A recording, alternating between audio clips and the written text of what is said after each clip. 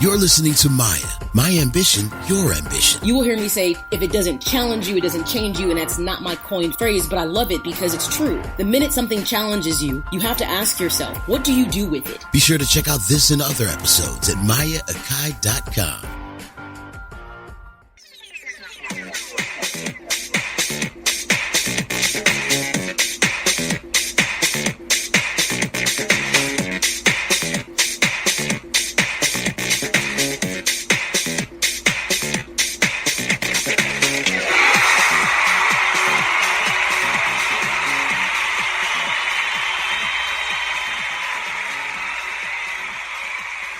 Namaste, everyone.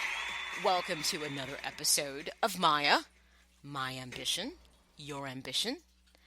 The podcast that I like to say likes to embrace salient topics from a fresh and forward-thinking perspective, but the focus of the podcast is really about pulling back that veil of self-sabotage and self-doubt that plagues so many of us in our life. But more importantly, to help you to identify the ambitions that you're searching for, that you think you're missing, or this you're not hitting the mark on. And the key thing is how to harness the motivation to help you yield the satisfaction, happiness, or success that you seek. Not just in your life, but I want to make it a daily thing that you're able to achieve. That's what M.A.Y.A is all about.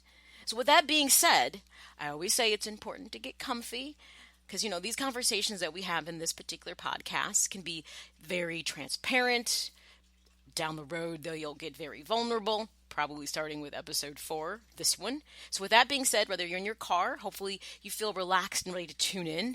If you're sitting at home, hopefully you're alone in your favorite chair, on the couch. Perhaps you have a cup of tea, a cup of coffee, a glass of wine, or, glass of beer, whatever time of the day it is. Whatever is going to help you to be able to connect with me on a conversation that's going to be one of the most important conversations we have throughout any episodes of M.A.Y.A. We're jumping into what I feel is the foundation conversation of the relationship realms. Remember, there's 4 we talked about. Hopefully you got a chance to listen to episode 1 through 3, which kind of lays the groundwork to that. But if you didn't, you can still hear this one, and it's still going to be able to help you connect whatever we talk about moving forward in this podcast. So you will not be lost if you have not listened to episode 1 or 3. But this podcast is going to jump into those relationship realms that are discussed. Remember, there's 4: the personal, private, professional, and pervasive. And this is actually an episode that's been a long time coming.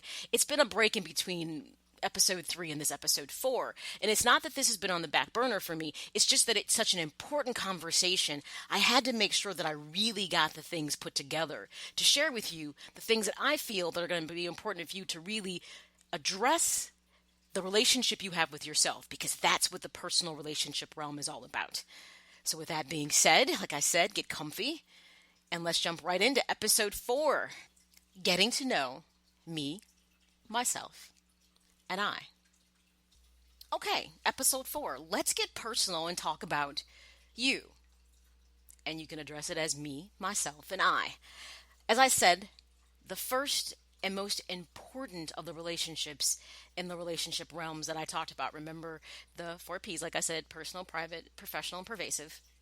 And we're going to discuss getting personal with yourself via those influencing factors that I talked about in earlier episodes, which are those mental, emotional, physical, and financial influencing factors. But in this particular episode, episode 4, me, myself, and I, we're really going to focus on 3 of them. There will be a part 2 to this episode because I found there was way too much important information to try to cram into one podcast that I try to keep under an hour. So there will be a part 2 to this particular subject because it is the most important, and like I said, it's the foundational piece of understanding yourself and self-awareness you must have. So we're going to focus more on the mental, emotional, and physical influencing factors. So let me ask you the obvious question. You're like, obvious, M.A.Y.A? This might be a good time to take a sip of your coffee or tea. I decided to enjoy some coffee for this particular podcast. How well do you think you really know yourself? Some of us may say, I think I know myself pretty well, and others may say, it's sketchy. There are times I feel very connected with myself, and there's other times I feel like, who the hell are you, and where did you come from? Okay. If you're a little bit of both, let's say blended in that perspective, it's perfectly okay. Because day to day, mood to mood, situation to situations, we probably fluctuate a little bit in how we feel about ourselves. That doesn't mean at the core of who we are, we change. That's what's important to remember. So, expanding on that question, how well do you really know yourself? It's interesting. As I was doing some research to talk about this subject, I stumbled across a collection of articles in Psychology Today. And it addressed the question. And this is what the article asserted. And I thought it was a perfect way to really kick off this podcast. How well do you know yourself? Self-knowledge is practically impossible to attain. We are all biased creatures, especially when it comes to the face in the mirror. But you can gain greater objectivity and insight by tuning into a few tested principles and relying on feedback of others. Okay, I thought that was a good way to start this conversation out, but I'm not going to dig into some tested principles, not in this particular episode, or even feeding the feedback of others, but rather the interactions you have others that definitely have shaped who you are. But before we can do that, we have to jump into what I feel was a really important thing mentioned in that assertion by the article on Psychology Today.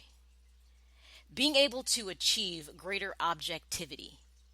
It's important to know the difference between being subjective and objective when you're being reflective of yourself.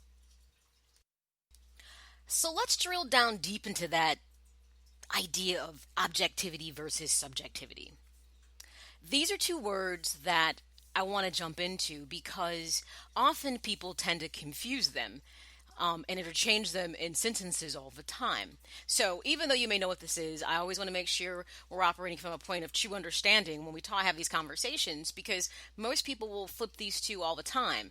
And when I say step back and take an objective look at this, I want to make sure you fully understand what I'm asking you to do. Or if I may say, perhaps this is an area where you may be more subjective. You'll know exactly what I'm saying to you. So, what is subjective? Being subjective or subjectivity means you are basing your opinion or you are viewing something based on or influenced by personal feelings, tastes, or opinions. So, your idea of something is driven from a more personal perspective versus when you are objective or objectivity, you're not influenced by your personal feelings or opinions and considering, and you focus more on representing facts of a situation. So, subject, you use your feelings. Object, you do not. Hopefully that will help you to be able to distinguish between the two as we progress through this conversation. Okay, so let's jump into the meat and potatoes of this conversation.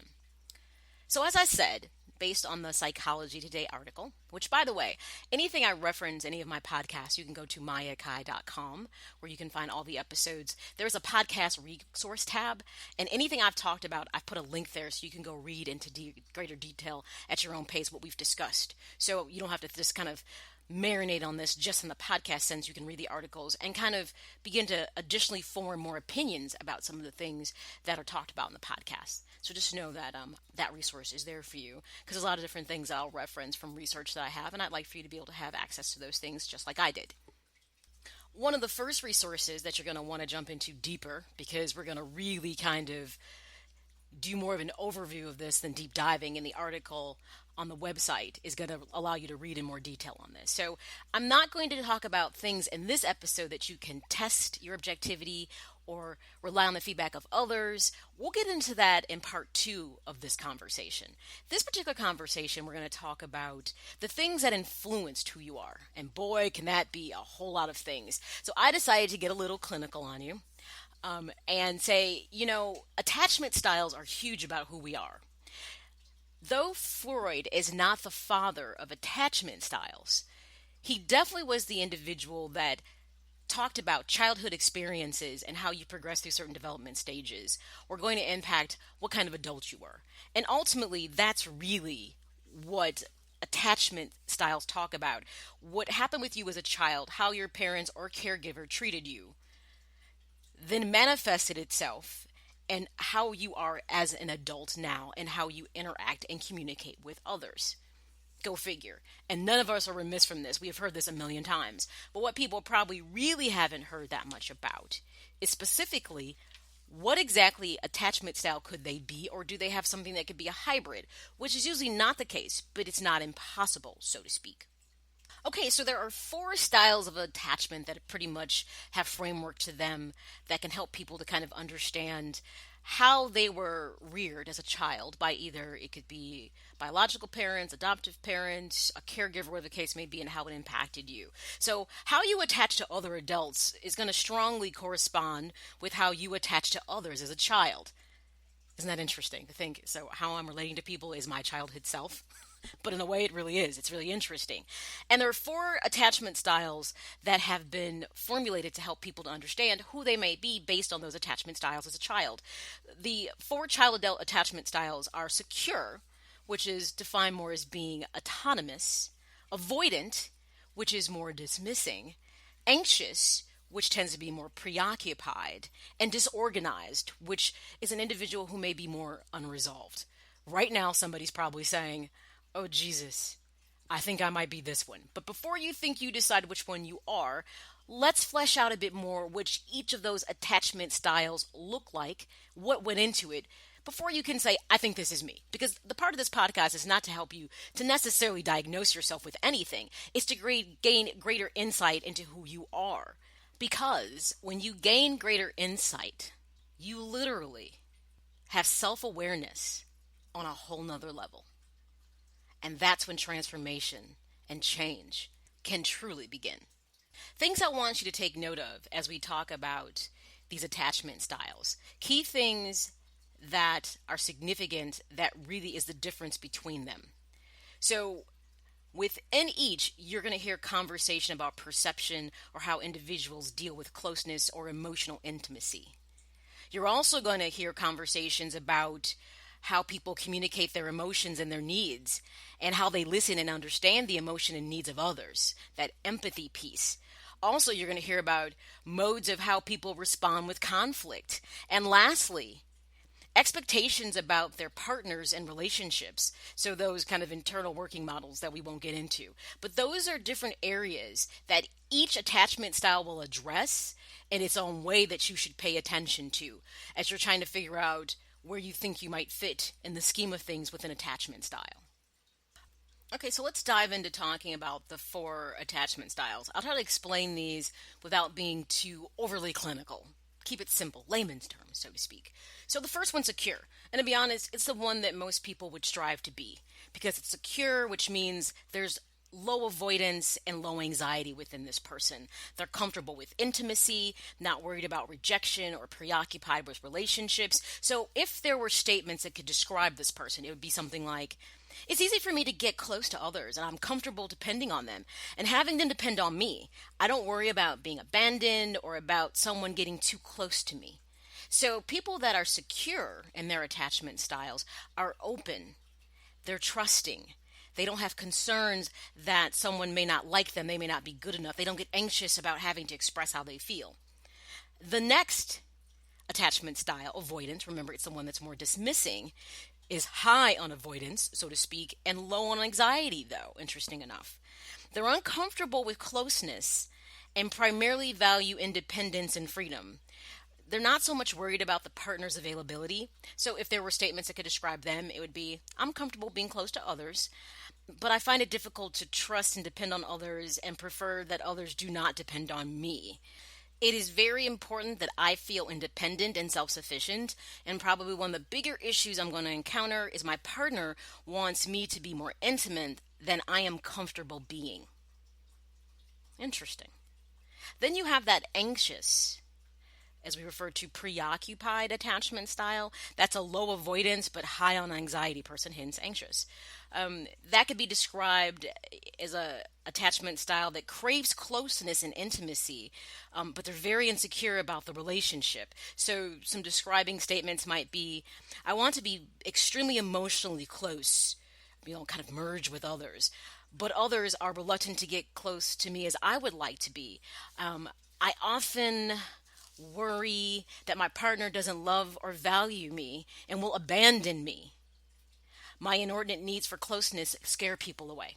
So that might be a person who seems kind of clingy or even codependent, the word you might have heard. Then there's that fourth attachment style, which is often referred to as disorganized or unresolved because it tends to be a little anxious and avoidant, so to speak. And it's because that particular attachment style is high on avoidance and it's high on anxiety. So we would describe that attachment style as being uncomfortable with intimacy and worried about a partner's communication and love. So if I had to craft statements that could describe that particular attachment style, I would say, I'm uncomfortable getting close to others, and I find it difficult to trust and depend on them. I worry that I will be hurt if I get close to my partners.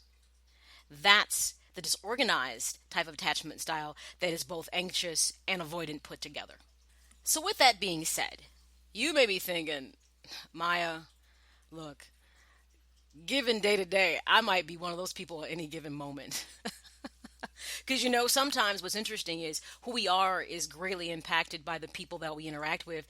Can you say that person brings out the worst in me, or that person brings out the best in me? So remember, these are just things to help you to understand. It doesn't mean that it's concrete, it's set in stone, and that there's no variation and there's no movement in these attachment styles. The thing was to try to help you to understand perhaps how you relate to others and why that might be. So let's flesh out a bit more and kind of give more descriptors that could possibly help you to understand this better. So if you're autonomous, meaning secure, you are going to be that kind of person that is comfortable in warm, loving, and emotionally close relationships.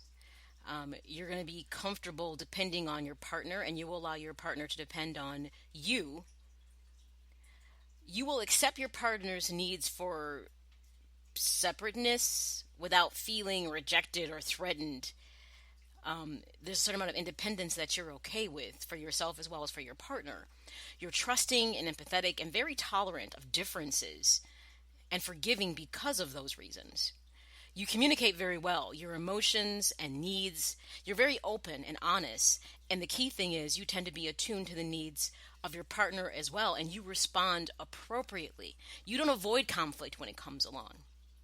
You manage emotions well, like I said. You're not overly upset about relationship issues. You can process through them and realize that it's not the end all to be all unless it's a bigger situation that requires that type of perspective. That's because you have insight and your ability to resolve things, and because of that forgiveness about past relationship issues and hurt allows you to really be able to be autonomous in a relationship as well as interact and connect with someone. So we talked about, as a child, how you learn these things. And it comes from something we call in psychology is modeling or scaffolding, which means children emulate what they see the key figures, whether it's parents, grandparents, the caregiver, whoever it was in your life, do. So with an autonomous, secure individual, that means they were around adults that were sensitive, warm, and caring to them.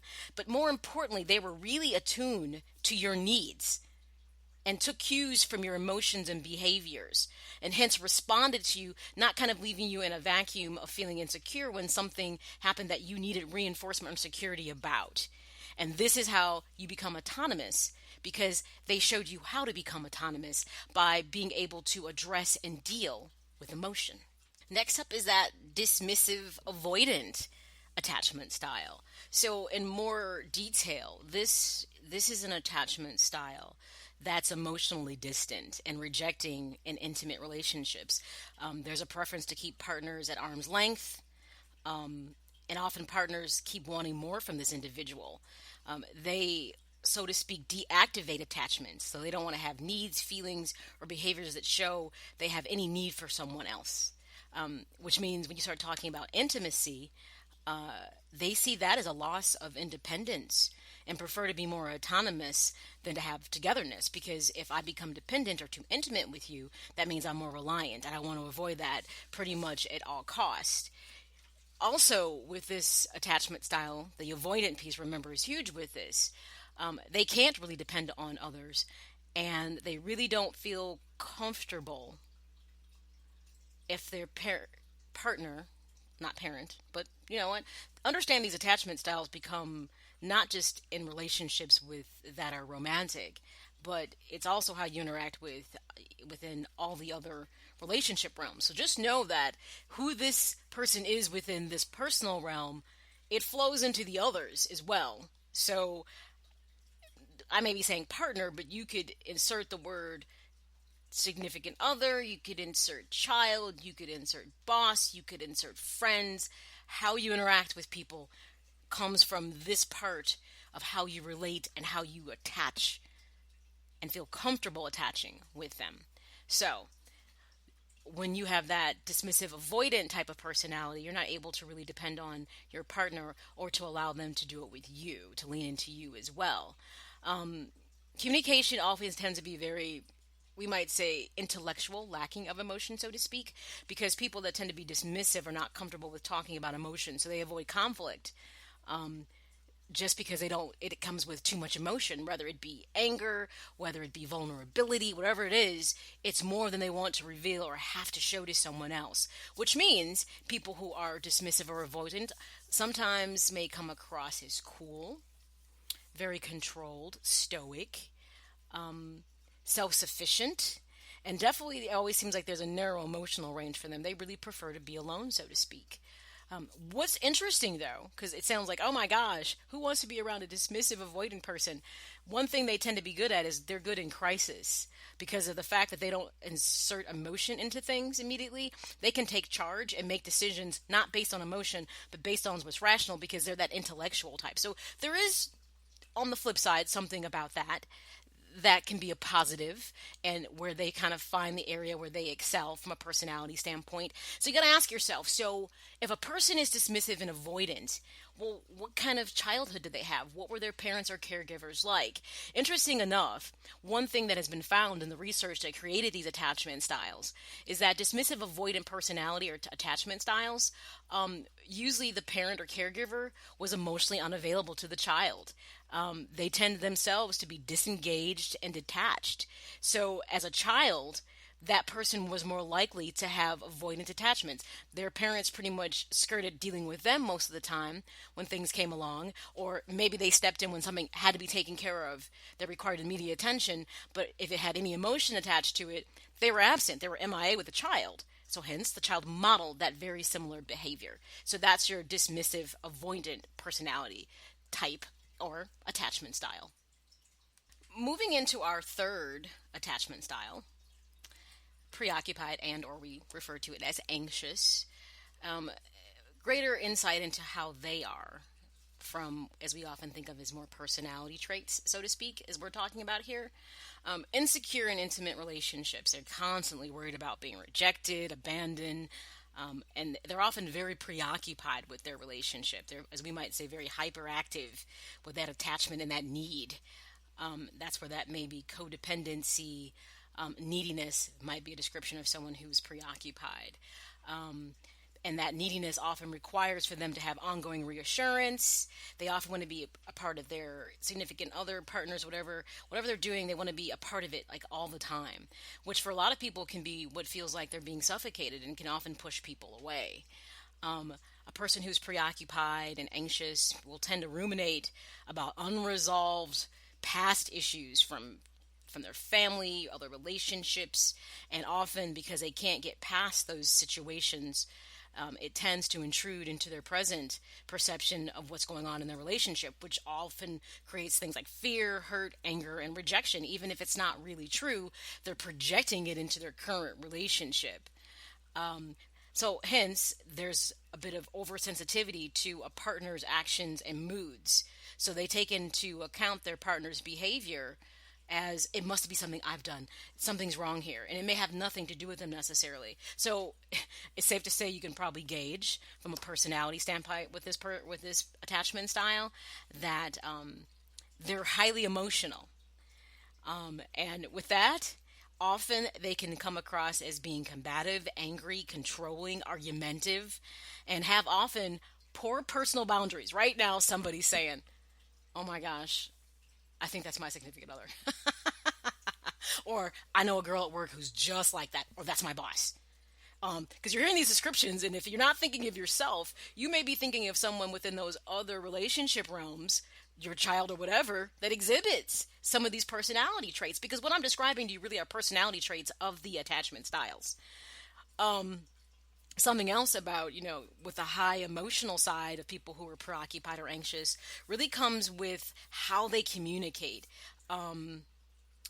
they're not collaborative in conversations with people. They often assert a lot of responsibility on issues, and they tend to like want to put blame on others. So that accountability piece would be the easy way to say it, is often really not there with people who are preoccupied or anxious. And the other thing about them is that they often can come across as moody. And it seems like they're drawn to conflict, and that they might want to, so to speak, stir the pot. Because if something's underlying is bothering them because they're ruminating on it, then they've got to stir it to figure out what's going on with it. So you got to ask yourself, well, what kind of childhood did this person have that they exhibit these kind of personality traits, so to speak, right? Well, one thing that we've learned about people that are preoccupied and anxious in their childhood is that there definitely was an inconsistent attunement with how they were raised by their parents. And their parents often were exactly like this. So what you're going to find is, and we've already said it, we mirror what we see. So what's interesting, though, because you may say, well, I know someone like that, but not 100%. Well, then you could start asking yourself the question is, did they come from a single parent household? Was there a mother and a father? And if they were, what were their parents' personalities like? Because we can tend to pull from a little bit of both, even if they weren't in the same household, but you were still interacting with them outside the household. You're still going to absorb that experience as a child. So what you may have gotten from your mother versus what you've gotten from your father is still going to impact you and how you respond to people in situations. So you may see mom be cool as a cucumber when something goes wrong, and dad blows off the handle. I swear I'm not just saying it to be gender focused on men being more hot-headed and aggressive than women. I'm not. But I'm just giving a random example. So don't take it personally, fellas, if you're listening. But these are dimensions that make this even more layered when you talk about personality traits.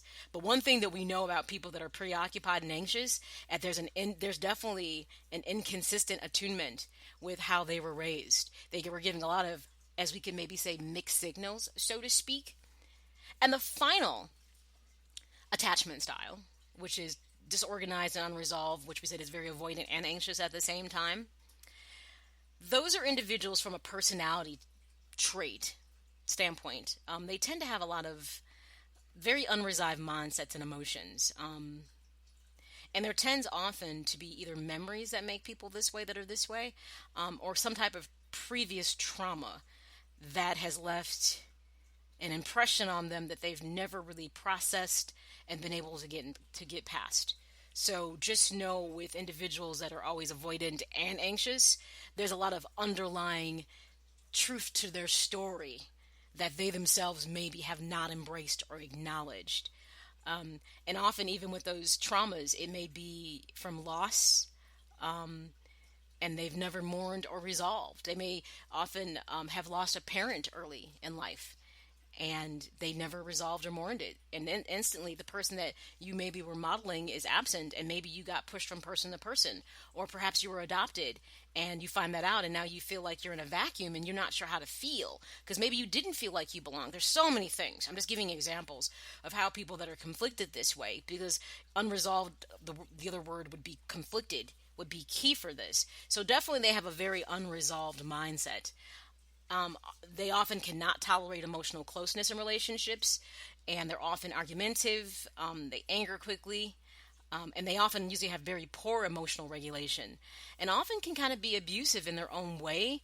And they tend to always be in dysfunctional relationships, and they like to keep repeating those patterns of negativity and dysfunction in their relationships. And sometimes it's unbeknownst to them. That's the interesting part.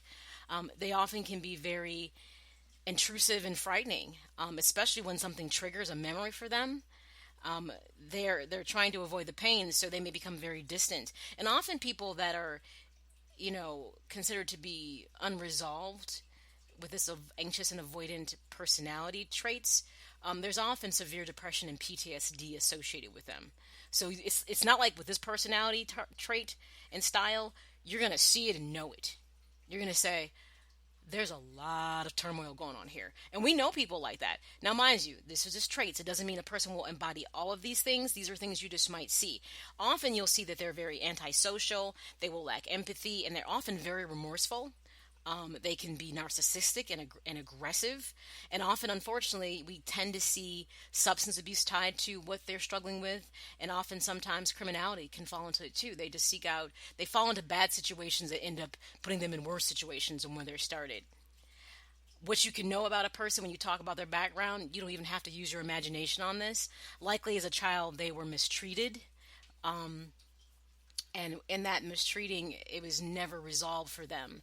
And that mistreatment could have come from multiple sources. But one thing for sure that they experienced on a regular or consistent basis or in a time that impacted them that has really rolled forward with them is a lot of fear and anger from the adults that were in their life.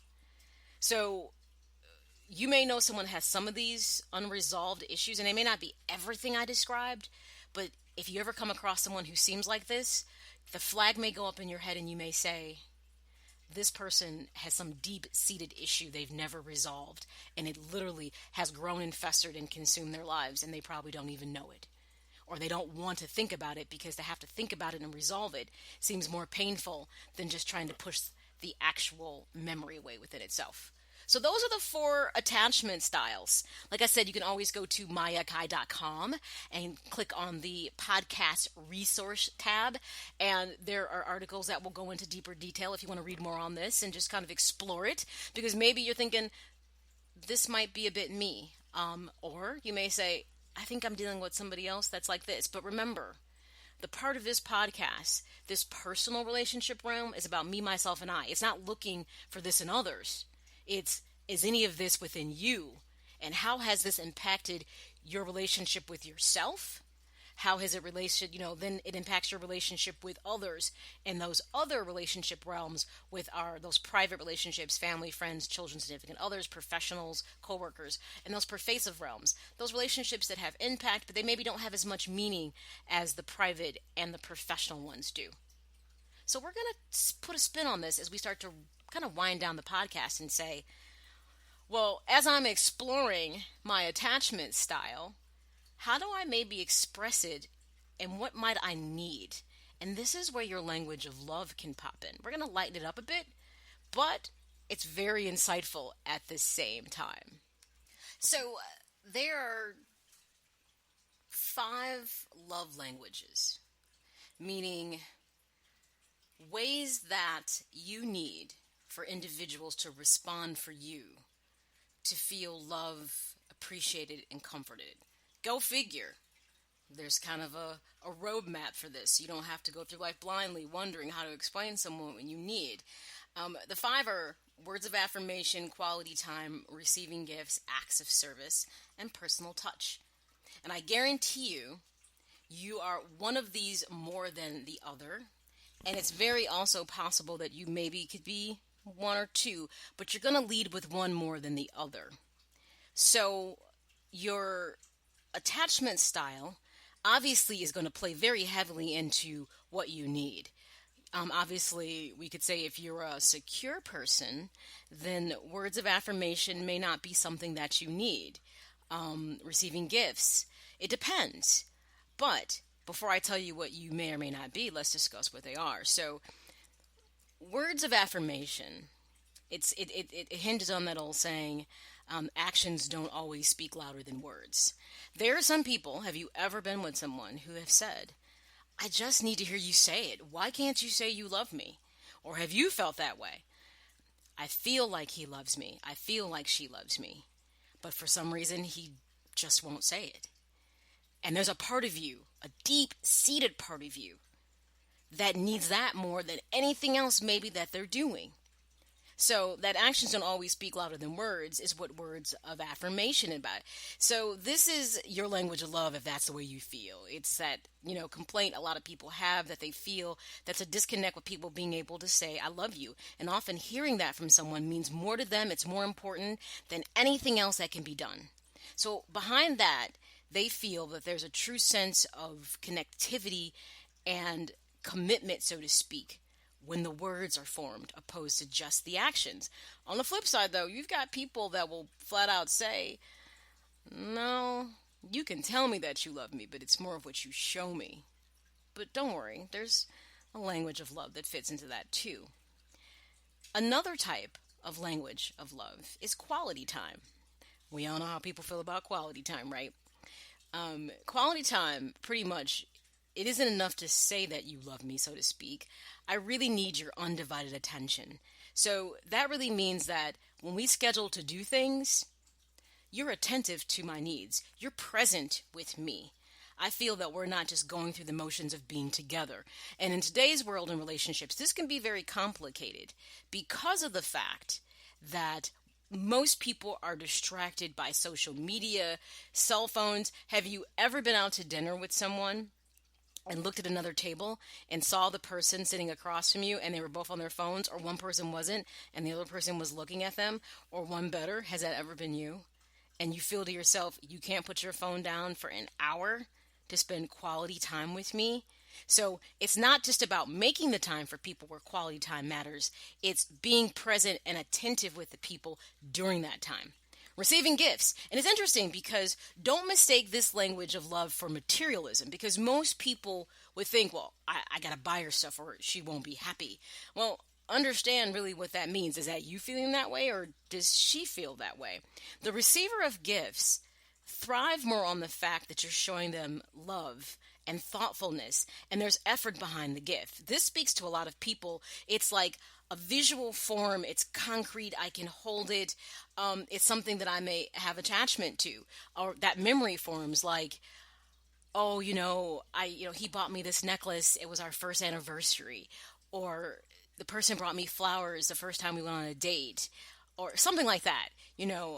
At graduation, whatever, that person, my parents brought me balloons. Because remember, these languages of love flow across all your relationship realms in some capacity. Different in each relationship realm, but they're still in existence. That words of affirmation don't change in your friendships or at work or pervasive. You need to not maybe hear somebody say, I love you, but maybe I appreciate you. Quality time is the same thing. You want to feel like with your friends that you're not the person that's just being called because someone needs you, but they appreciate you. And when you hang out together, you feel like they appreciate that time with you. Appreciation is going to be that word that overarches, really, all of these love languages, to tell you the truth. So don't think of a person likes receiving trinkets or gifts. It means they're materialistic. Just that way, it's their visualization of seeing how much that you care. Just like a bonus at work. That's receiving, shows that someone appreciates your effort and hard work. So it's interesting because most people make the assumption that people that like receiving gifts might be gold diggers. And understand, there could be an underlying attachment style behind why some people need to get gifts from someone to feel appreciated. Because ultimately, like I said, the underlying kind of emotion underneath this is the appreciation piece. Acts of service. And it's interesting because most people say, what exactly does that mean? Anything you do to ease the burden of responsibility. So it kind of means sharing the equal weight that we might have within a situation of a marriage, of a friendship. It's showing and doing things that make things easier for me. So for instance, if your significant other is struggling with something, if you can do a few things around the house that's going to help, then make that offer to show, hey, it seems like you got a really, busy week. Do you want me to take your car to the shop instead and you can do something else? Or it might be a coworker. You see they are absolutely just loaded with work and you have a little less to do, to offer and say, hey, you know what, I can help you with this project because I'm done with this, if that's going to help you out, because I can see you got a lot going on. You're acknowledging it, and then you're offering to help because you see the issue, or just showing the fact that they need something. There's that need piece. And you might be a person who feels that way. I feel like I do everything in my relationship. I make every decision, every move we make, every plan we do. I do everything. I'm the person at work that does everything. Yes. So acts of service is key. And that final one, physical touch. And you know what? I think most people, but not all people, really have the physical touch thing. It's that intimacy. And here's the thing about physical touch. It goes beyond the bedroom. It may just literally be a hug, a pat on the back, holding hands, a thoughtful touch to the arm, to the face, just pretty much showing concern. Because sometimes it's not what we say, it's what we do that lets a person know that we know that either they're going through something, it shows that we care. It's just that simple. Now, be mindful because physical touch within certain realms can be restricted, so don't get yourself in trouble. But the reason I describe these to you is because which of these 5 languages of love do you feel really embodies who you are as a person? Do you feel like, I do kind of need to hear things to feel appreciated? Or no, it does matter to me the time that I spend with people and that it's used in a way that I feel like it's appreciated and it's good for me. I enjoy it. I do like when a person gives me gifts for my birthday, or when that person surprises me, or something happens and I didn't know it was going to happen. When I get a small trinket or a gift, it tends to make me happy. I like receiving things. The act of service. Do you like when there's balance, when people are willing to step up and show that they are concerned about the fact that maybe you're doing too much, or you're willing to share they're willing to share the burden with you? And the physical touch part. A lot of people complain within, especially their intimate relationships, that outside of sexual interaction, that they often don't get any type of real physical touch. And here's the thing. Some people love to hold hands. They love to get a kiss. As we talk about PDA, public display of affection. Some people hate that and other people love it. And the worst thing that could happen is you be a person who loves PDA and you're with someone who hates it. Because that means you're always going to be probably bumping heads about it, especially if you just want to walk over and just hold their hand and it makes them uncomfortable. And then if you pay attention, you may find how this kind of flows to the rest of your relationship. So let's say this. If you are a physical touch person and your significant other, your friends, whatever, don't know it, how does that play on how you feel within your other relationship realms, and how does it impact you personally?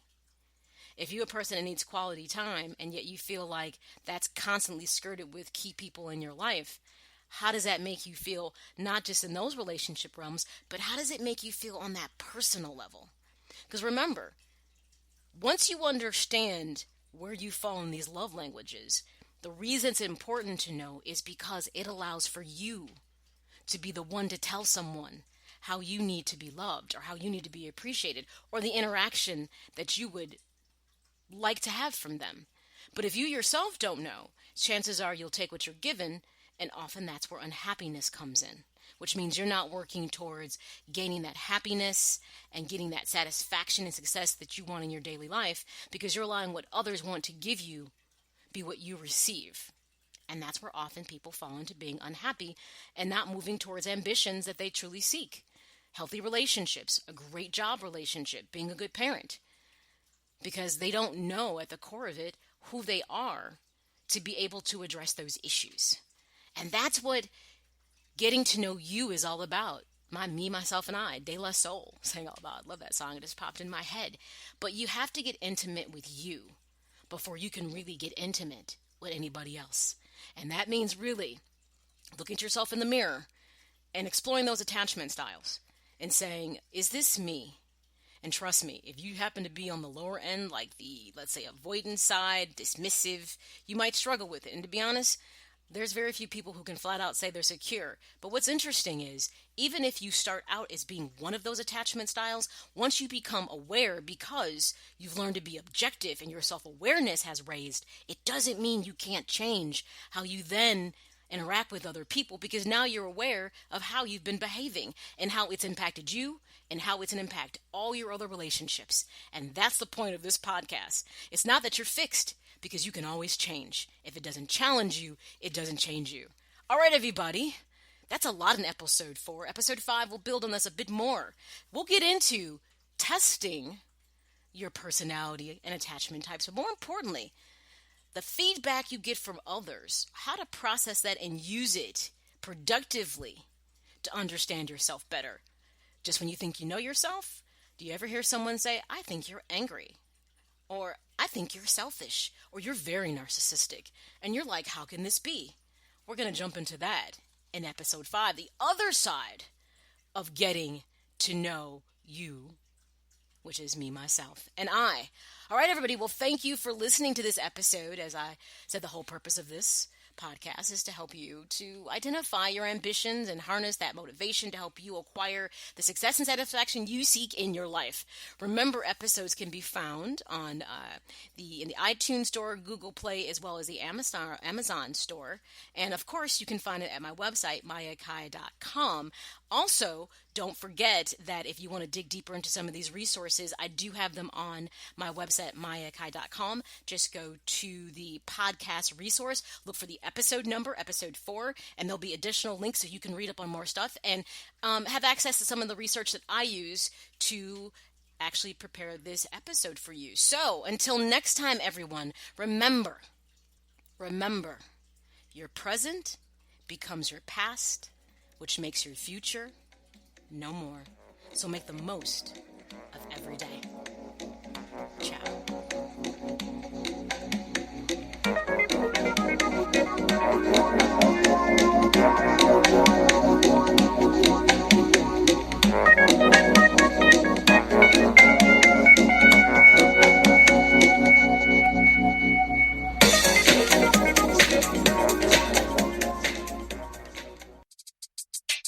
Get inspired, get motivated with M.A.Y.A and the M.A.Y.A, My Ambition, Your Ambition podcast. Something that I take pride in is trying to be forward thinking outside the box, challenging myself. And as I challenge myself, hopefully I challenge you. Find M.A.Y.A on Twitter and Instagram at M.A.Y.A_Akai. On Facebook at M.A.Y.A Akai Presents. We're going to talk health, wealth, fitness, mental health, financial, lots of different things that can empower you as you seek out the ambition that you're pursuing. Or get everything M.A.Y.A at M.A.Y.A Akai.com.